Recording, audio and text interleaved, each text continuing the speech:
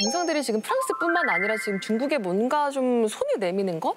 아니면 중국이 좀 끌어들이려고 하는 이런 모양새가 미국과 유럽 사이에 조금 변화가 있는 것 아니냐 이런 이야기들이 많이 나오더라고요. 맞습니다.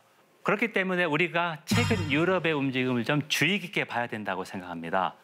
저는 이제 국제 질서를 설명할 때 삼각형으로 설명을 하는데요. 미국하고 중국은 딱 나오죠. 상당히 치열하게 경쟁을 하고 있습니다. 그리고 미국과 유럽연합 EU는 가치 동맹이고 상당히 견고합니다. 그렇죠? 북대서양 조약기구 나토라고 하는 군사 동맹이 있습니다. 그다음에 경제 관계도 상당히 돈독하고 그렇기 때문에 미국과 유럽은 가장 긴밀한 맹망이라고 할 수 있고 네. 근데 이제 세 번째 변화는 오늘 핵심이 유럽하고 중국인데요. 중국이 유럽연합 이후에 제1의 교역 파트너입니다. 미국보다 훨씬 앞서고 있습니다. 그리고 이제 무역 의존도를 본다면 네. 유럽연합 27개 회원국 중에서 최대 경제대국이 독일이죠. 네. 독일의 무역 의존도가 70% 중반입니다. 좋은데. 예. 프랑스도 40%가 넘고요. EU 27개의 무역 의존도가 평균 50% 정도입니다. 자, 그러니까 중국이 최대의 시장이기 때문에 중국을 등한시할 수가 없는 것이죠. 그러네요. 근데 여기에서 변수가 생긴 게 바로 우크라이나 전쟁이죠.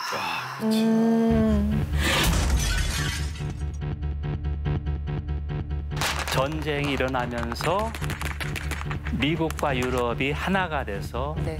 전쟁하는데 우크라이나를 계속해서 도와주고 있죠. 반대로 중국은 러시아를 좀 지원하는 그런 입장이고 네. 그런 맥락에서 미국이 중국 견제를 하고 있는데 당연히 맹방인 유럽한테도 동참을 요구하고 있지 않습니까?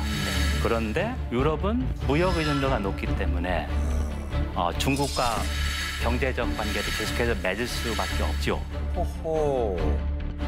저 여기에서 제가 좀 강조하고 싶은 게 네. 독일입니다. 독일. 시진핑 3연임이 확정된 후 서방 주요국 지도자 가운데 제일 먼저 중국을 방문했습니다. 독일이 제일 먼저 대규모 사절단을 이끌고 중국을 방문하니까 어떻게 보면 이제 축하 사절처럼 보일 수 있는 거죠. 그래서 이제 그 당시에 우리가 알고 있는 폴크스바겐 최대 화학회사 바스프 그런 사람들이 다 동행을 했거든요. besprechen wollen und können, auch was unsere bilateralen Beziehungen betrifft und die Möglichkeiten, die wirtschaftlichen Beziehungen weiterzuentwickeln. 선생님, 근데 진짜 타이밍이 뭔가 연임되길 기다렸다는 듯이 방문을 한 것 같은데 독일은 왜 그랬을까요? 예, 일단 우리가 독일하면 떠오르는 게 제조업 강국이죠. 그렇죠. 네. 아직도 유럽 주요 나라 가운데 제조업 비중이 상당히 높습니다. 특히 중국하고 독일의 교류가 꽤 많고요. 독일의 중국 수출 의존도가 상당히 높은데요. 와, 엄청 와. 혼자 단독 질주하는 거 같아요. 그렇죠. 나머지 세 개 나라보다 독일이 거의 2배, 3배 정도 높죠. 야, 나라 어떻게 따라가네. 저 정도면은 뭐 제일 먼저 갔어야 됐다고 생각이 됩니다. 순서대로 간 거 아닙니까? 저 순서대로. 급하겠네요. 제대로. 그렇네요. 독일, 프랑스. 자, 이탈리아 이제 정확하십니다. 가니까. 순서대로 이제 갔네. 독일하고 중국하고 교역량을 보면은요. 2022년도에 한 408조 원 정도가 넘었는데요. 21년보다 무려 21%포인트 늘었습니다. 우와, 진짜 많이 늘었네. 상당히 증가했죠. 코로나 속에서도. 그렇습니다. 그리고 지난 7년간 독일의 넘버원 교역 상대국이 중국입니다. 예. 그러면 여러분들 유럽이 안고 있는 최대 과제가 지금 무엇인가요? 과제? 우리 공통의 문제. 정답. 에너지? 기후 맞습니다. 선생님, 정답이라고 한 사람한테 기회를 주셔야죠. 이수지 씨 이거 퀴즈 아니에요 여기 지금. 저희 화내셨어요. 제가 적당히 이수진 씨 근데 이러잖아요. 상품 없거든요. 상품은 따로 없어요 저희. 하지만 명예가 남습니다. 예, 맞습니다. 바로 기후변화, 기후위기 대응 아닙니까? 그래서 이제 친환경 산업, 청정기술 산업 그 대응인데요. 그러니까 유럽에서 독일이 재생에너지 비율도 조금 높고 여기 앞장서고 있는데 독일이 녹색 전환, 그린딜 하려면 네. 중국의 도움이 필요합니다. 뭐가 일단 안 되는군요. 예, 왜냐하면 재생에너지 청정 기술 산업에서 중국 시장 점유율이 상당히 높기 때문입니다. 전기차 강국이기도 하죠. 그렇죠. 다시 한번 정리한다면 지금 전 세계가 목숨 걸고 매달리는 산업이 뭐가 있을까요? 저희 뭐 이 정도는 전기차 배터리 맞습니다. 전기차 배터리. 그런데 그거의 최대 생산 강국이 중국인 것이죠. 저 전기차 배터리 시장 점유율 3분의 2가 중국입니다. 진짜요? 우와.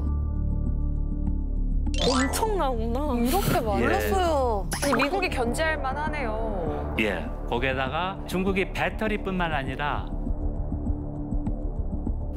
나머지 재생에너지가 이제 해상하고 풍력, 연료 전지 트럭, 태양광 그런 게 있지 않습니까? 네. 근데 이제 태양광 웨이퍼 같은 경우 특정 부품을 보면 중국 시장 점유율이 90%가 넘습니다. 거의 다 하고 있네요. 독식인데요, 거의. 그렇죠. 이야. 중국이 이제 이렇게 경쟁력이 있는 게 일단 제조 비용이 상당히 싸지요. 네. 거기다 정부가 막대한 보조금을 주고 있습니다. 그리고 원료가 되는 코발트, 리튬, 히트리오, 금속 같은 것도 중국이 자체 있거나 아니면 아프리카 쪽하고 미리 선점해서 값싸게 조달하고 있기 때문에.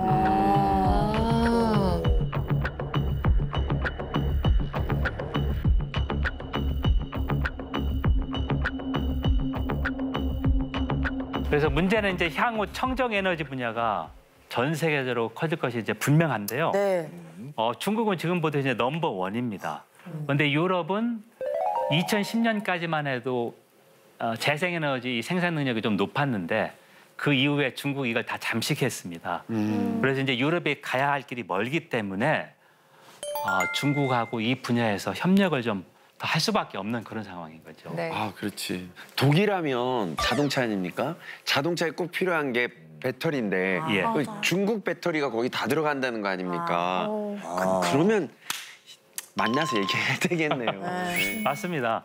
그러니까 이제 독일이 발빠르게 움직일 수밖에 없고요. 5년 전에 그러니까 2018년에 독일 BMW사가 중국 최대의 배터리 업체 CATL 있지 않습니까? 네. 공급 계약을 맺었고요. 그 전에는 국내 업체하고 했었습니다. 이제 CATL로 바꿨고요. 울렁하다가 왜? 이 이후에 중국 CATL이 최초의 해외 공장을 독일에 지었습니다. 독일에? 예, 독일 티링엔주에 지었고요. 티링엔주에 중국 CATL이 배터리를 생산하면 독일 자동차 바로 손쉽게 공급할 수 있지 않습니까? 네. BMW뿐만 아니라 우리 자동차 부품 기업 보시 있지 않습니까? 네. 보시도 중국 장쑤성 수저우에 전기차 부품 공장하고 자율주행 R&D 센터를 설립했는데요. 10억 달러 규모. 그러니까 1조 3천억 원 정도가 넘는 거고요. 그래서 이제 중국은 빠르게 공급하고 품질 관리해서 유럽 배터리 시장 점유율 지킬 수 있고요.